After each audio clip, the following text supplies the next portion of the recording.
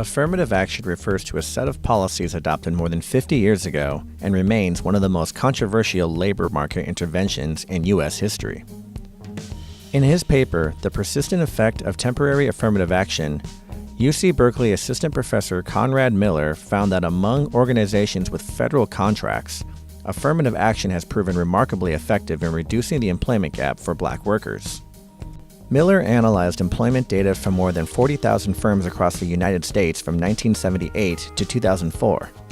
He found that in the 5 years after they first became federal contractors, companies were, on average, able to reduce the gap between the share of Black employees and those in the local labor pool between 60 and 100%.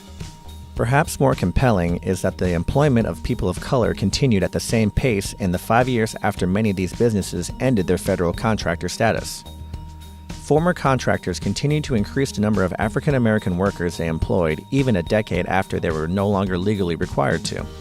This persistent effect is interesting because even among advocates, affirmative action was billed as a temporary measure to correct historical inequities and reduce barriers by helping marginalized groups gain more educational and work experience.